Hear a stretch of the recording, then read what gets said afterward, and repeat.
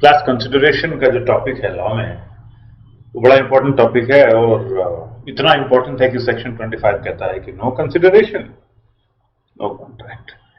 इतना एसेंशियल है एक कॉन्ट्रैक्ट एक को वैलिड होने के लिए, इतना एसेंशियल है। ठीक है, तो इसको थोड़ा सा सीरियसली से पढ़ना तो पड़ेगा ना सर, समझना तो पड़ेगा ना सर। और मैं फिर से कहता हूं कि कंसिडरेशन है या नहीं है या कैसा कंसिडरेशन है, उसके इंटरप्रिटेशन के हिसाब से बहुत सारे केसेस जीते गए हैं, बहुत सारे केसेस हारे गए हैं। तो इंपॉर्टेंटली हमें जो है इसको समझना है। ठीक, तो सेक्शन 25 ने तो कह दिया बस, लेकिन अल्टीमेटली कंसिडरेशन है क्या, किस चीज को हम कंसिडरेशन मानेंगे? ठीक है, तो उसके बारे में काफी डिस्कशन करेंगे।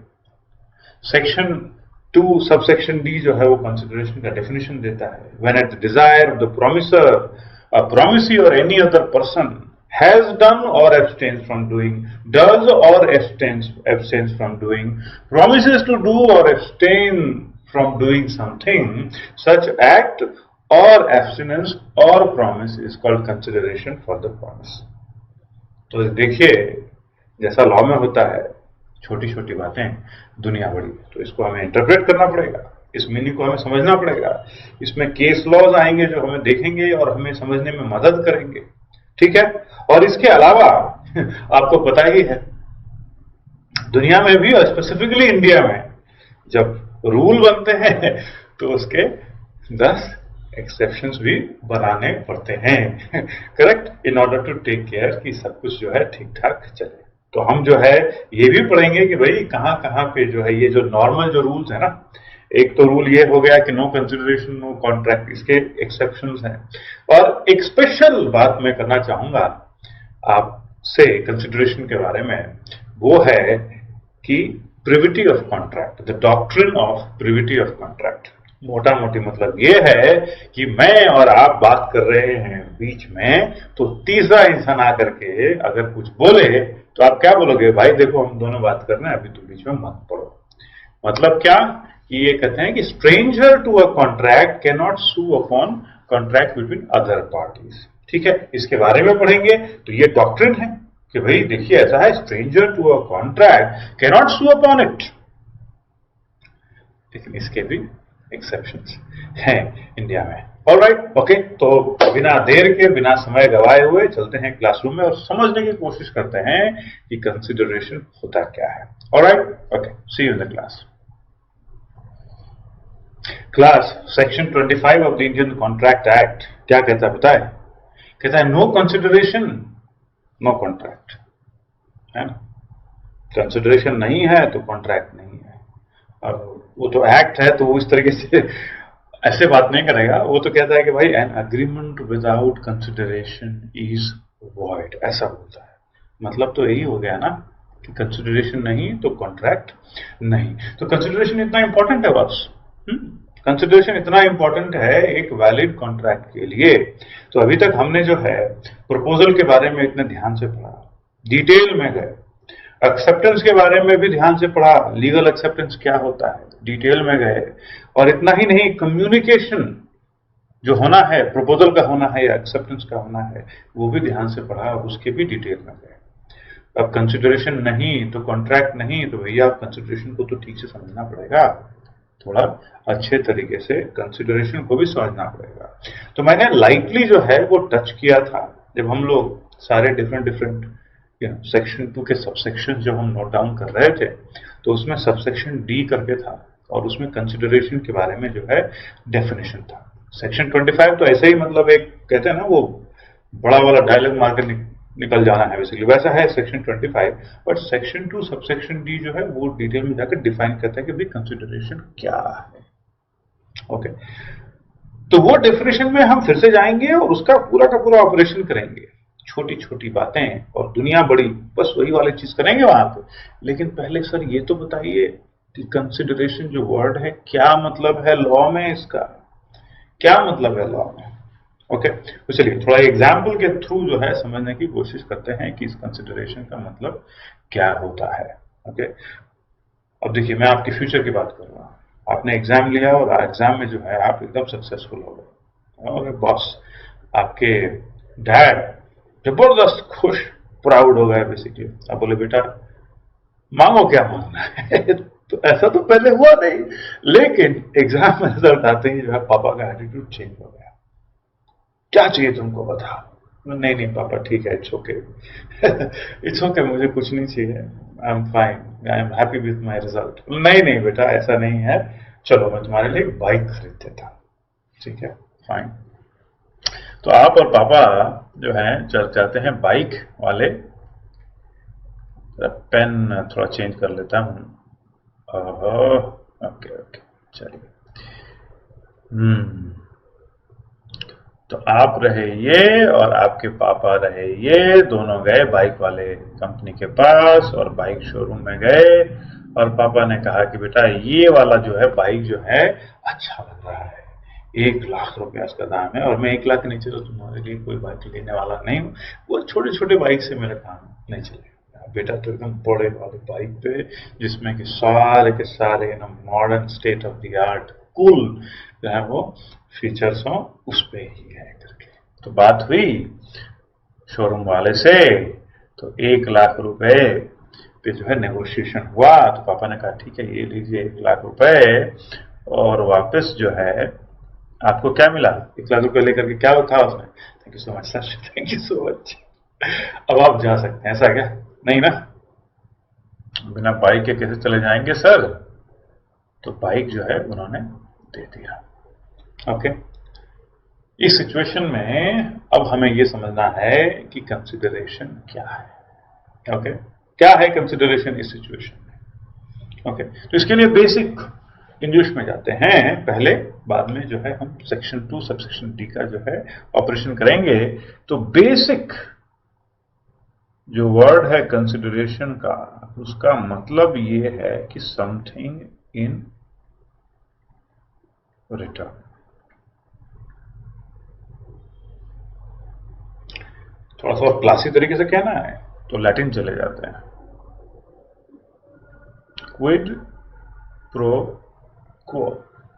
अब मीडिया में देखेंगे ना तो हमेशा क्विड प्रो क्वो तभी इस्तेमाल करते हैं जब करप्शन की बात होगी। भाई मैं तुम्हारे लिए करता हूं, तुम मेरे लिए कर।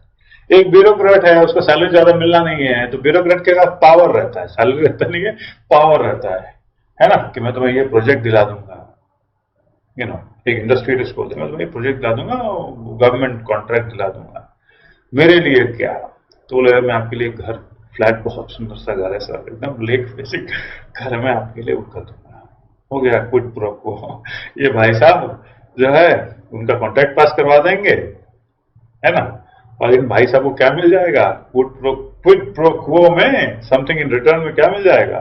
घर मिल जाएगा। तो हमेशा एक क्विड प्रो क्वो जो है वो नेगेटिव सेंस में यूज किया जाता है, बट यहां पे मेरा वो मतलब नहीं है। समथिंग इन रिटर्न को हम क्विड प्रो क्वो कह सकते हैं। तो ये बताइए कि आपको जो है रिटर्न में क्या मिला? समथिंग रिटर्न, आपने क्या दिया? पैसे। रिटर्न में क्या मिला? बाइक। ये जो बाइक जो मिला है आपको, वही है कंसिडरेशन। ठीक है, बाइक है कंसिडरेशन, और आपने दिया 1 लाख रुपए। अब शोरूम वाले को देखें, उसके एंगल से देखें, उसके निगाहों से देखें, ठीक है, तो उसके लिए उसको क्या मिला बॉस? वो तो क्लियर है ना सर, उसको तो मिल गया पैसा। ठीक है, उसके लिए वो है कंसिडरेशन, और उसने जो दिया उसकी तरफ से प्रॉमिस है। ठीक है, फाइन। तो consideration something in return of समझ में आ रहा है कि भाई आपने जो दिया वो कंसिडरेशन दी, आपको जो समथिंग इन रिटर्न मिला वो है कंसिडरेशन।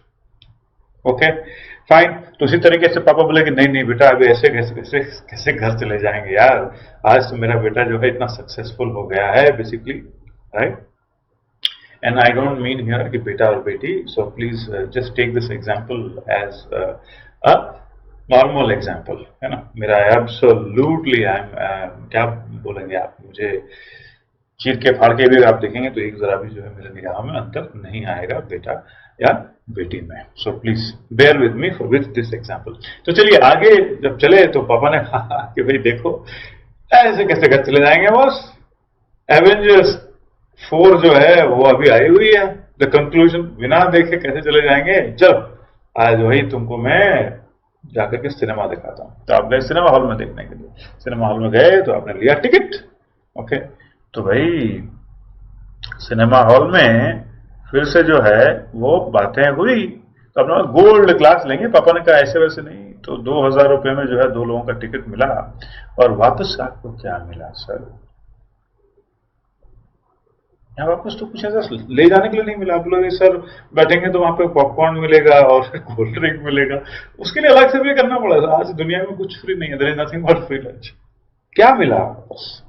तो इस पर्टिकुलर केस में कुछ इस तरीके का मिला नहीं, हमें एक्सपीरियंस मिला, एंटरटेनमेंट मिला, विजुअल एक्सपीरियंस मिला, ऑडियो एक्सपीरियंस मिला, एंटरटेनमेंट मिला। ओके, तो इस पर्टिकुलर केस में क्या कंसिडरेशन हो गया आपके लिए? वही वाला जो चीज है जो मिला आपको, समथिंग इन रिटर्न। फिर पापा ने कहा कि देख बेटा, बहुत दिनों से मैं वेट कर रहा, तुम्हारा एग्जाम खत्म हो जाए, चलो आज मैं तुमको जो है बड़ा ट्रीट देता हूँ। आज हम लोग जो है घूमने जाएंगे। और ये आसपास नहीं, 200 किलोमीटर, 300 किलोमीटर, 100 किलोमीटर, 50 किलोमीटर एक छोटे से हिल पे जाके चढ़ करके मॉर्निंग देख, वो नहीं बस। ना ना ना, हम तो फ्लाइट करके जाएंगे। फ्लाइट से जाएंगे और मॉरिशस जाएंगे और वहां के एकदम बीच में जाकर के जो व्हाइट सैंड वाले बीच को एंजॉय करेंगे। और क्या बात है। तो देखिए यहाँ पे जो है आपने फ्लाइट वाले कंपनी को लेटर से कि 50,000 रुपीज पे किया और ये आपको मिल गए टिकट्स। ओके, तो उसके बदले में क्या मिला? 50,000 के बदले में, 50,000 के बदले में आपको मिल गया transportation. Okay, correct, from point A to point B. Ticket तो मिला, बट टिकट का क्या फायदा यार? That ticket is, it means that you now can go from India to Mauritius, so that travel is your consideration. ठीक है, तो ऐसा नहीं है कि कंसिडरेशन में हमेशा जो है वापस कुछ एकदम पॉजिटिव जो टच फील चीज जो है, जो सामान जो खरीदना होता है, जैसे कि आपने बाइक जो खरीदा, ऐसा नहीं कि सिर्फ वही है consideration. Consideration can be experience, consideration can be movement from one place to another and so many things basically, but there is something valuable that you are going to get in return, that is consideration. But सिर्फ इतना ही है क्या, is the question. इसको पता करना पड़ेगा ना, सिर्फ इतना ही है क्या, ऐसे ही चीजें हैं क्या बस, या कुछ और भी है कंसिडरेशन, है कि नहीं? तो इंपॉर्टेंट क्वेश्चन है। इसका आंसर कौन देगा? इंपॉर्टेंट क्वेश्चन तो हमने पूछ लिया, बट इसका आंसर देगा कौन सर? इतना ही है, किससे भी ज्यादा है? तो बोलोगे कि सर अब तो क्या है ना कि अब जो है बिना वेट किए जो है, अब जरा हम देख ही लेते हैं कि जो इंडियन, देखिए दूसरे लोगों ने, बाकी बहुत सारे एक्सपर्ट हैं जो कि कुछ अपना जो है डेफिनेशन देते रहते हैं, कुछ डेफिनेशन पॉपुलर भी हो जाते हैं, लेकिन हमें जो समझना है और हमारा जो मतलब है वो है इंडियन कॉन्ट्रैक्ट एक्ट से, और उसमें सेक्शन 2 सबसेक्शन डी क्या कहता है, इज द क्वेश्चन। ओके, कहता है सबसेक्शन डी, अब जरा सुनिए, मैं लिखूंगा इसके बारे में, लिखूंगा, बस जरा सुनिए, इसको सुन करके थोड़ा सोचने की कोशिश कीजिए, है ना, थोड़ा इस्तेमाल करना है इसको। When at the desire of the promiser, okay, when at the desire of the promiser, the promisee or any other person, ध्यान देना आप, the promisee or any other person, okay, does or abstain, has done or abstained from doing, does or abstains from doing, promises to do or abstain from doing something. Okay, has done or abstained from doing, does or abstains from doing, promises to do or abstain from doing something. Such act or abstinence or promise is called consideration for the promise. ठीक है, तो ये थोड़ा सा अब लग रहा है कि हाँ अब ये लीगल डेफिनेशन जैसा लग रहा है, नहीं? ओके, तो अब हम जरा लिख लें, लिख करके थोड़ा सा देखते हैं कि भाई क्या क्या है। थोड़ा मेन आइटम्स को आइडेंटिफाई करना है बस इस पर्टिकुलर डिस्कशन में, बाकी इसके बाद में legal rules related to regarding consideration थोड़ा ध्यान से पढ़ेंगे, एग्जाम्पल्स के साथ देखेंगे, और उतना ही नहीं, कुछ केस लॉज भी मैं आपके साथ डिस्कस करने वाला हूं जो कि क्लैरिटी देते हैं कि कंसिडरेशन का लीगैलिटी कहाँ है कहाँ नहीं है, so on so forth. Okay sir, ठीक है, तो जरा एक बार अगर आपके पास नोटबुक है तो उसमें एक नया पेज शुरू कीजिए कंसिडरेशन करके, और ये वाली जो बात है, ये 2 पॉइंट जो मैं लिखने को कह रहा हूं, बस वो जरूर लिख लीजिए। Okay, fine, all right, so when eight the desire of the promisor, the promisee, or any other person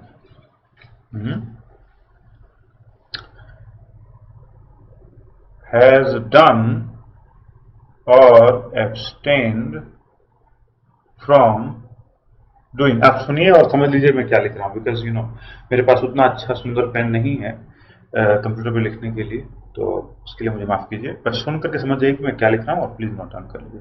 has done और एब्सटेन फ्रॉम डूइंग, डज और एब्सटेन्स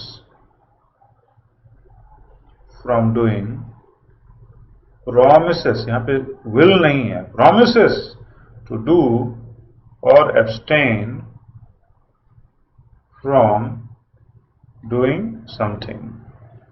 Okay. Promises। अब एग्जाम में STS लिख के मत आ जाइएगा सर, ये व्हाट्सएप लैंग्वेज जो है, मैं बस आपको जल्दी से इसको फिनिश, ये लिखने वाले चीज को फिनिश करके थोड़ा डिस्कशन पे मैं जाना चाहता हूं, ठीक है।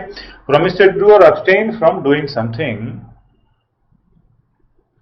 ओके, सच एक्ट और abstinence or promise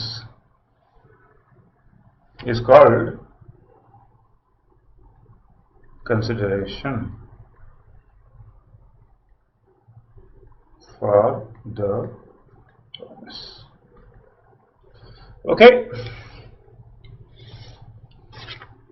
Okay sir, ये तो सर मुझे लगता है कि अब धीरे धीरे इसको थोड़ा समझना पड़ेगा कि सर ये बहुत सारी बातें हो गई एक साथ ही।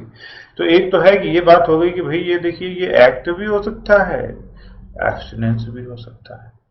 प्रॉमिस किस चीज का? एक्ट या एब्स्टिनेंस का? तो प्रॉमिस कोई अलग बात के लिए नहीं, एक्ट के लिए या एब्स्टिनेंस के लिए, फ्यूचर में, बस इतना ही है और कुछ नहीं है।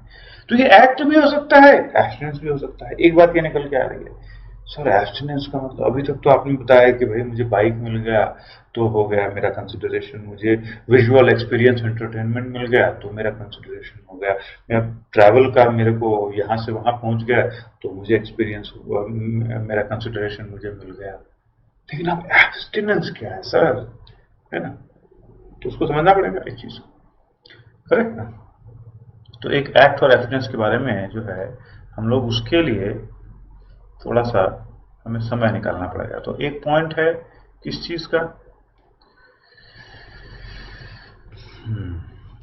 एक्ट का। और दूसरा किस चीज का है? एब्स्टिनेंस का। तो इसको आप एक्ट को मतलब कुछ किया, कुछ पॉजिटिव काम किया, एब्स्टिनेंस मतलब कि नहीं किया, कुछ नहीं किया, वो भी हमारे लिए कंसिडरेशन हो सकता है भाई। कि कभी कभी जो है हिमेश रेशमिया अगर नहीं गाए तो हमारे लिए जो है कंसिडरेशन हो सकता है, करेक्ट। सॉरी फॉर दैट, अगर आप हिमेश रेशमिया को पसंद करते हैं तो I am really really sorry, I didn't mean to hurt your feelings, लेकिन आप समझ रहे हैं मैं क्या कह रहा हूं। कोई चीज जो है आप नहीं लाइक करते हो और वो इंसान फिर भी किए जा रहा है, किए जा रहा है, किए जा रहा है, तो उसका एब्स्टिनेंस भी जो है आपके लिए एक कंसिडरेशन हो सकता है। Okay fine. तो क्या बात है भाई? तो एक पॉइंट तो ये है सर कि हमने कहा कि एक्ट जो है, कंसिडरेशन इज एन एक्ट, ये समझ में आ रहा है यहां से। Such act, consideration is also abstinence. So दूसरा पॉइंट ये आ गया। तो जरा एक्ट और एब्स्टिनेंस को जरा समझ लेते हैं और फिर उसके बाद और देखेंगे कि भाई बहुत सारी वर्ड है, डिजायर और प्रोमिस, प्रोमिसी और एनी अदर पर्सन, और उसके बाद ये तो लंबा चौड़ा है कि मैं पहले भी था, आज भी है और कल भी रहेगा, है ना? राइट। तो उस तरीके का डायलॉग है वहां पे, तो वो भी समझना पड़ेगा हमें। तो चलिए सर, एक्ट पॉजिटिव है और एब्स्टिनेंस जो नेगेटिव है। तो ये जरा एग्जांपल देंगे तो एक्ट एग्जांपल तो समझते हैं कि ये पॉजिटिव एक्ट क्या है, एब्स्टिनेंस क्या है। Okay fine. तो एग्जाम्पल के थ्रू समझते हैं भाई, एग्जाम्पल के थ्रू समझते हैं। ऑलराइट। तो आप हैं बड़ा रेस्पेक्टफुल आदमी, आपके दोस्त आपको बड़ा रेस्पेक्ट करते हैं, आप कुछ बात कहते हैं तो वो मान लेते हैं, क्वेश्चन नहीं करते, वो मान लेते हैं। तो आपका एक फ्रेंड है ए और दूसरा फ्रेंड है बी। बी को कुछ पैसे की जरूरत पड़ गई, तो बी ए के पास गया, बिकॉज ए के पास पैसा था, तो बी ए के पास गया और बोला कि भाई देख, ऐसा कर, मेरे को 1 लाख रुपए दे दे, बड़ा अर्जेंट है मुझे बेसिकली, और 1 महीने के अंदर मैं तुझे वापस कर दूंगा। ओके, ए घबराया, बोला कि भाई मुझे पता है ये बी जो है ना पेमेंट करने में प्रॉब्लम करेगा, मेरे को कुछ ना कुछ तो बहाना बनाना पड़ेगा और मैं बोल दूंगा कि मेरे पास नहीं है। लेकिन उसके पहले जो है ऐसा हो गया कि जो बी है वो आपसे बात कर लिया कि ऐसा ऐसा बहुत जरूरी है, और आपको लग गया कि हाँ यार इसको पैसे की जरूरत है, ठीक है। तो फिर आपने ए को कॉल करा और ए को बोला कि भाई देख, ऐसा है कि बी को पैसे की जरूरत है, तो वो दे दे, है ना, और वो नहीं देगा तो मैं हूं ना यार। ये सुनते ही जो है ना, ये बोला कि बस अब टेंशन नहीं है, अब टेंशन नहीं है, और ये रहे आप और ये रहा ए। आपने क्या दिया, उसको दिया गारंटी कि मैं दूंगा पेमेंट। उसने क्या दिया, उसने कर दिया एक्ट।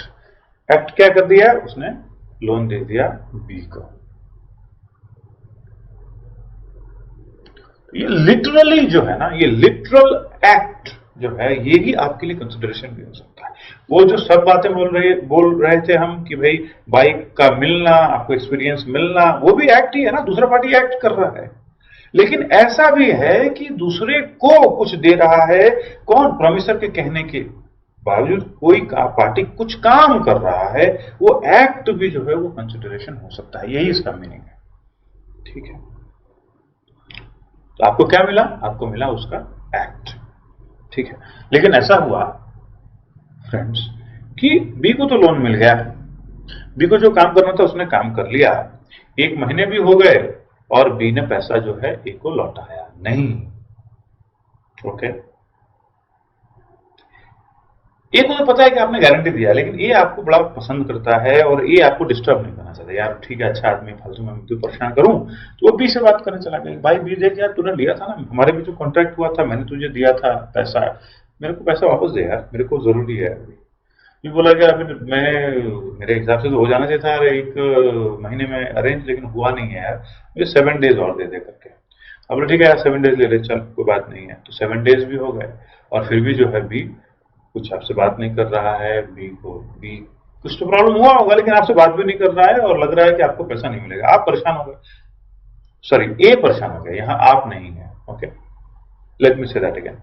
तो ए और बी के बीच में बातें चल रही हैं और ए परेशान हो गया कि ये बी जो है 7 डेज में बोला था और जो है अभी तक आया नहीं है। तो ए फिर जो बी के पास जाता है, बोलता है कि बॉस देख, तेरे को नहीं देना है तो मैं जा रहा हूं court, I will want to seek a legal remedy and I will sue you in the court, case कर दूंगा। ये सुन के जो है बी घबरा जाता है। बी बोलता है कि बस ऑलरेडी मेरे पास जो है पैसा जमा नहीं हो पा रहा है, ऊपर से कोर्ट वोट केस का चक्कर पड़ेगा तो मेरी तो लाइफ खराब हो जाएगी बेसिकली। तो बी प्रपोज करता है आपको, देखो आपको नहीं, ए को, बी क्या प्रपोज करता है ए को, आप देखना।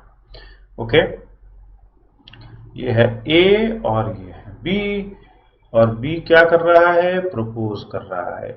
ओके, देखिए बी क्या कर रहा है, प्रपोज कर रहा है। बी कहता है कि देख यार ऐसा है, अभी मेरे लाइफ में सही में प्रॉब्लम चल रहा है, तूने जो पैसा दिया था वो पैसा मुझे वापस नहीं मिला है, लेकिन अगर तू सिर्फ 6 महीने तक ये केस नहीं करेगा, 6 महीने तक मुझे शांति देगा और ये केस नहीं करेगा, तो मैं तुम्हें जो है 20,000 रुपया जो है देता, एक्स्ट्रा 1 लाख रुपए जो है वो मैं दूंगा, लेकिन 20,000 रुपये 6 महीने तक सिर्फ मेरे खिलाफ केस मत कर। अभी मेरे ऑलरेडी लाइफ में बहुत प्रॉब्लम चल रहा है, अभी बस केस कर, ठीक है। तो बी ने क्या दिया, 20,000 रुपीज। बी को क्या मिला बॉस, कुछ नहीं। क्या मिला बी को, बी को सिर्फ मिला एब्स्टिनेंस, ये प्रॉमिस कि ए जो है केस नहीं करेगा, बस यही है। तो बी का क्या है, बी का कंसिडरेशन, बी के लिए कंसिडरेशन क्या है, बी के लिए कंसिडरेशन है एब्स्टिनेंस, करेक्ट। तो कंसिडरेशन जो है वो एब्स्टिनेंस भी हो सकता है। और देखिए एग्जामिनर भी जो है ना आपसे एक्ट तो सब समझ लेते हैं, लेकिन एब्स्टिनेंस जो है वो थोड़ा सा एक लेवल आगे वाली बात है। तो एग्जामिनर भी हो सकता है आपसे एब्स्टिनेंस के बारे में जो है ज्यादा समझने की कोशिश करें। जहां जहां भी एब्सटेंस की बात आए वहां पे जो है एग्जाम्पल सीधे आप ले सकते हैं कि जहां पे कोई पार्टी जो है वो डिजिस्ट कर रहा है सू करने के लिए, वो कह रहा है आपको कि ठीक है मैं कोर्ट नहीं जाऊंगा। और क्या सिचुएशन हो सकते हैं, तो एक और एग्जांपल जनरली जो है आप ले सकते हैं कि भाई देखिए पार्टी ए पार्टी ए कार में जा रही है, पार्टी बी बाइक में जा रहा है, और पार्टी ए के नेग्लिजेंस के कारण पार्टी बी को चोट लग जाता है, और पार्टी बी का बाइक भी जो है वो भी थोड़ा टूट जाता है। तो पार्टी ए नीचे आता है और पार्टी बी तो गुस्से में है, लेकिन पार्टी ए बोलता है कि बॉस देख ऐसा है कि पुलिस के पास मत जा, ओके वो छोड़ दो, मैं तुम्हारा बाइक ठीक कर देता हूँ, तुम्हारा जो चोट लगा है मैं उसके लिए पूरा बिल भर देता हूँ, ऊपर से एक्स्ट्रा इतना जो है वो हर्जाना भी मैं तुमको देने को तैयार हूँ, बस पुलिस वाले सिचुएशन में जो है मुझे मत पड़ो। अब अग्री हो जा, मतलब बी अग्री हो गया, मिस्टर बी अग्री हो गया है, तो मिस्टर ए को क्या मिला इतना पैसा दे करके, गाड़ी ठीक करवाया उन्होंने, आपका सॉरी बी का सारा का सारा जो है खर्च दिया हॉस्पिटल में, और एक्स्ट्रा पैसा भी दिया। मिस्टर ए को मिला क्या, मिस्टर ए को मिला एब्स्टिनेंस। मिस्टर बी के थ्रू मिस्टर बी ने कहा कि ठीक है मैं पुलिस केस नहीं फाइल करूंगा। ठीक है, तो एब्स्टिनेंस के एग्जाम्पल आपने देख लिया, जहां पे स्पेसिफिकली याद रखना है कि जहां पे कोई बोल दे कि भाई ठीक है तू कोर्ट केस जो है मैं नहीं करूंगा, that itself can be an abstinence. तो देखा आपने, एक तरफ पॉजिटिव है कि कुछ कर रहा है कोई इंसान, दूसरी तरफ नेगेटिव है कि कोई इंसान कुछ नहीं कर रहा है। ठीक है, फाइन। तो जरा ये भी जरा देखें क्लास कि एक केस लॉ था मीसा वर्सेस क्यूरी का, और उसमें जो जजमेंट आया था तो उसमें एक्ट और एब्स्टिनेंस के लिए क्या क्या वर्ड्स इस्तेमाल हुए थे, एक्ट के लिए क्या क्या एक्ट में आ सकता है, इंक्लूड हो सकता है, और एब्स्टिनेंस में क्या क्या इंक्लूड हो सकता है, ये जो है बड़ा पॉपुलर हो गया। अब मैं उसको डिटेल में तो नहीं जाऊंगा कि ईच वर्ड का क्या मीनिंग है, बट अगर कहीं पे जो है क्वेश्चन में आपसे पूछ लिया जाता है एक्ट और एब्स्टिनेंस के बारे में, और ये शब्दों का इस्तेमाल होता है, तो आप जो है कृपया करके उसको नोट कर लें और कुछ नहीं बेसिकली। तो कहते हैं कि भाई एक्ट पॉजिटिव होता है, तो उसमें एक्ट में क्या हो सकता है, एक वैल्यूएबल कंसिडरेशन क्या है भाई, in the sense of law may consist either in some right, मतलब कुछ राइट मिल रहा है, राइट टू डू समथिंग, या इंटरेस्ट मिल रहा है, या प्रॉफिट मिल रहा है, या कोई बेनिफिट मिल रहा है। ओके, ये कहता है accruing to one party, okay ये हो रहा है,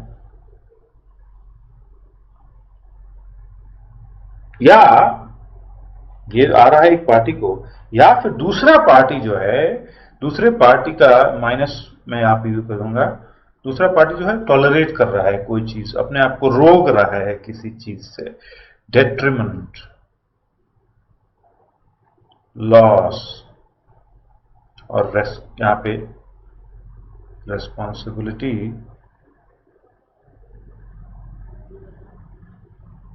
गिवन, सफर्ड,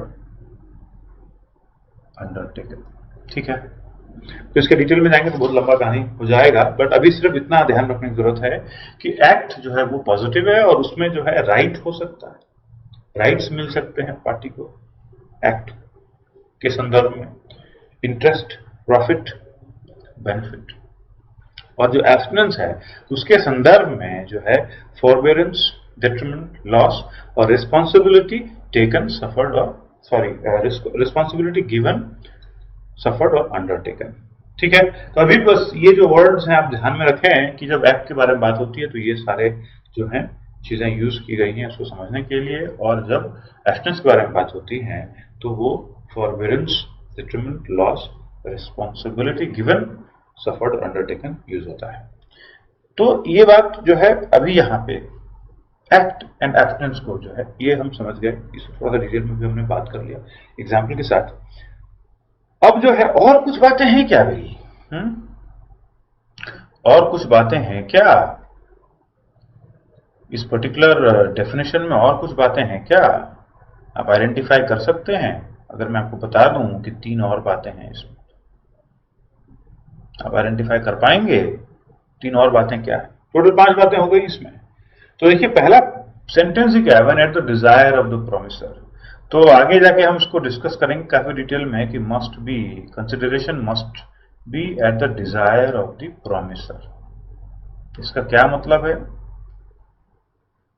थोड़ा अच्छा डिस्कशन चाहिए होगा इसके लिए समझने के लिए। But it must be eight the desire of the promisor, और आप ध्यान करेंगे इस चीज को कि ये मस्ट बोल रहा है, एकदम नेसेसरी कंडीशन है भाई। ओके, और उसके बाद अगर आगे जाएंगे तो ये डिजायर ऑफ द प्रोमिसर हो गया, लेकिन सरप्राइज सरप्राइज